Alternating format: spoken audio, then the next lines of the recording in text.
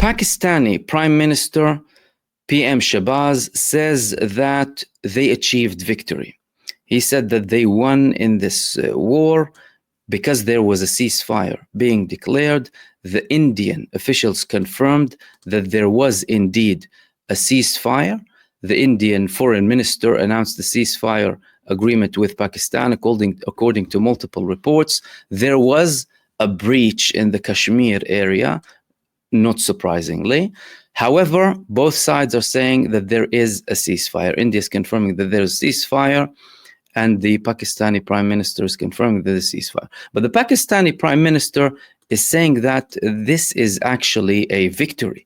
This is a victory. The Bunyan Marsus operation, or strong wall operation, has been a very effective campaign because it took down the effort of the Indian forces and Modi's forces to conduct operations without having any sort of response. Now, of course, India, from their perspective, they carried out the operation after an attack was conducted against the Indians that they blamed on Pakistan, and then they started to target certain locations.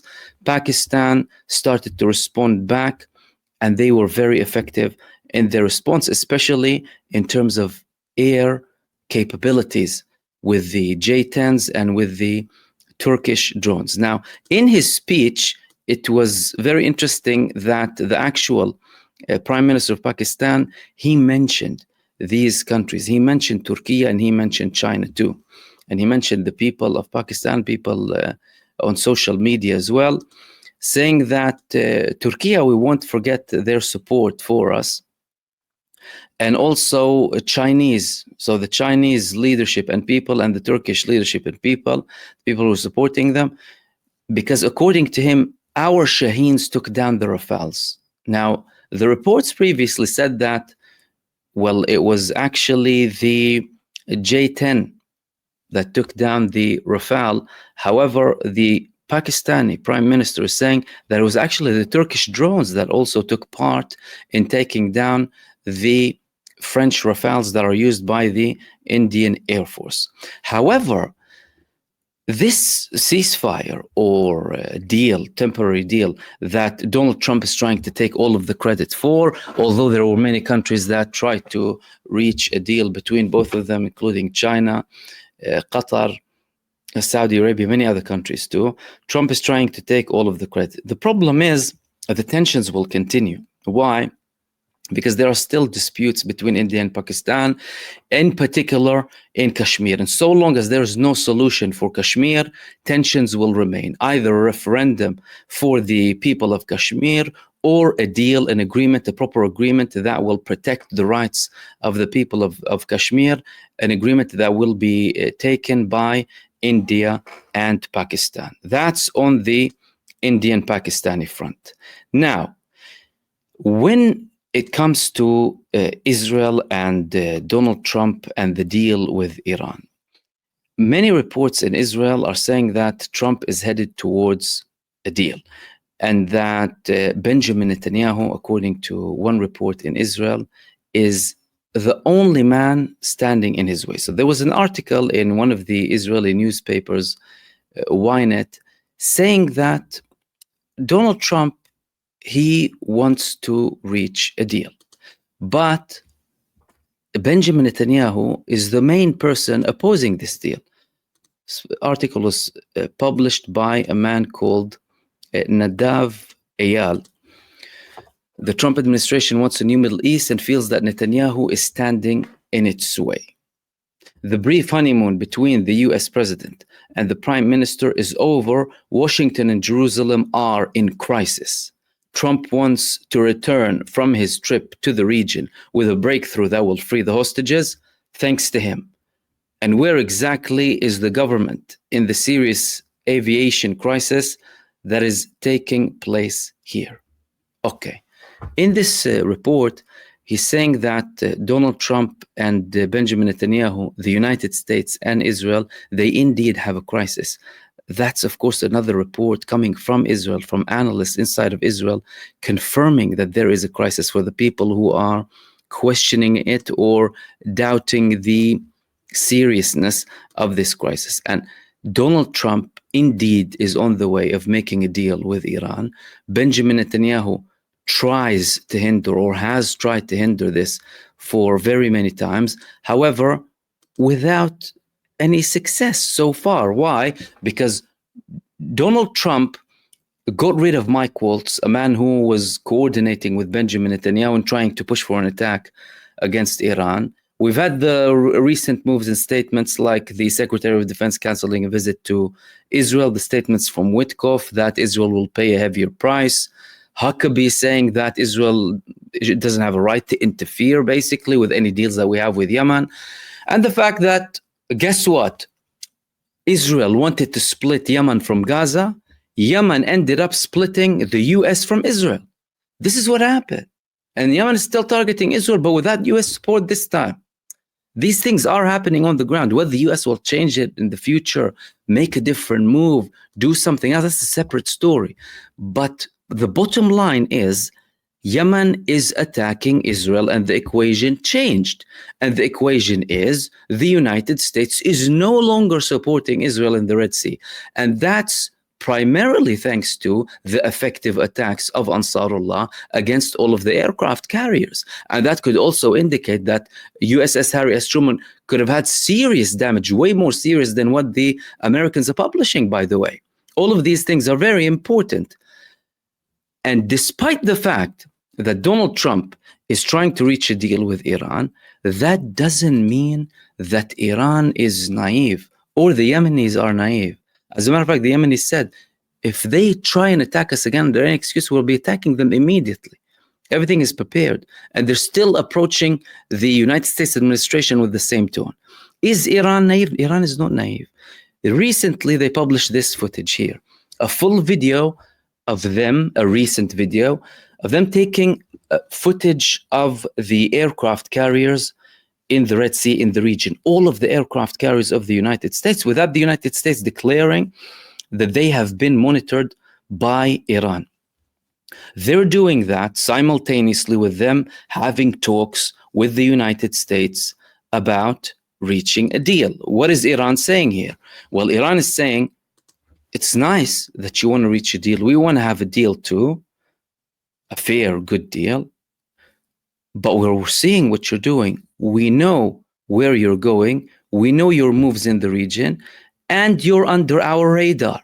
And this is not the first time that Iran published footage of them monitoring American warships in the region and aircraft carriers.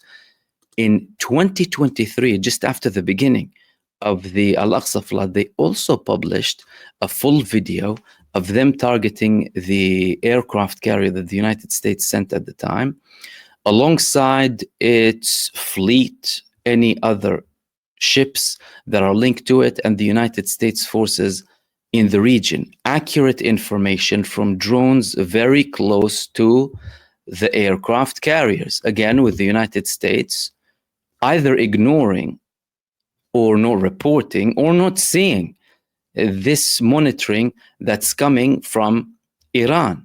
Now, this shows you that the Iranians, they indeed want to reach a deal.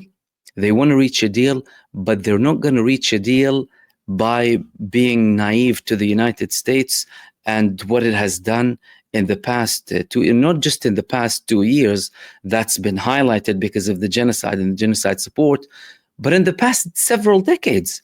Iran knew very well that they were next in line to have a war. When the Bush administration was talking about the new Middle East at the time, it included seven countries that they wanted to conduct wars against. And one of those countries was Iran.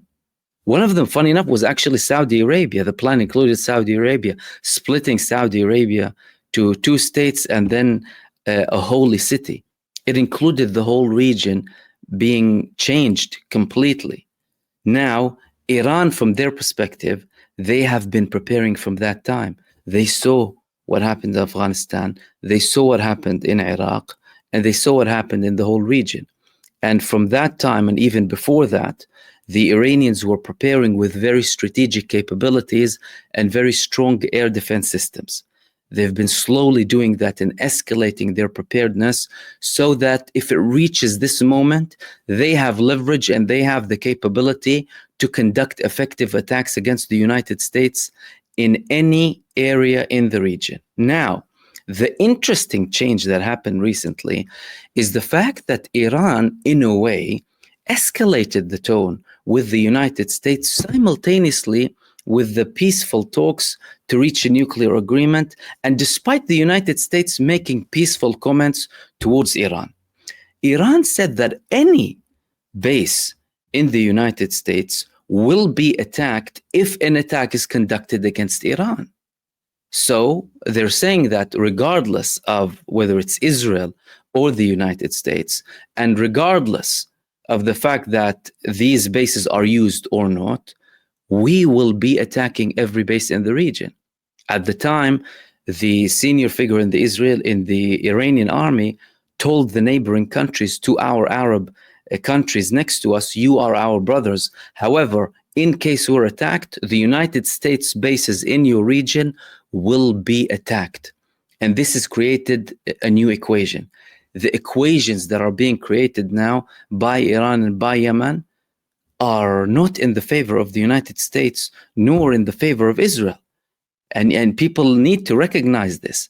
What Yemen is doing now with the new equation against Israel, having not only naval siege, but also an aerial siege on Israel, and despite them escalating the siege to be an aerial siege too, the United States withdrew from the equation. This is a new equation. This is a new deal. This is a new time for Yemen. And Yemen, indeed, like they stated, have split the United States administration from Israel. And likewise with Iran. From an Iranian perspective, they're happy to talk about a nuclear deal. They actually are not a hostile country. Iran wants to be a normal country dealing with the whole world. However, it's constantly been met by arrogant hostility from the United States administration, from the EU, from hostile, arrogant countries who want to impose their will, either the economic will or political will or security will on them, so that they can be under their thumb, under their system, so that these countries can't have any sovereignty. However, the United States is clearly seeing that slowly all of this is changing with the rise of the BRICS, with the rise of Russian power and Chinese power, Iranian power, regional and global players too. All of this is changing. And there's so much they can do to impose any sanctions on them, because the BRICS as an organization, as a group of countries, already created a mechanism to have a backdoor, a way out of any sanctions that are coming from the United States. And that was clearly visible from the VE Day celebrated in Russia several days back.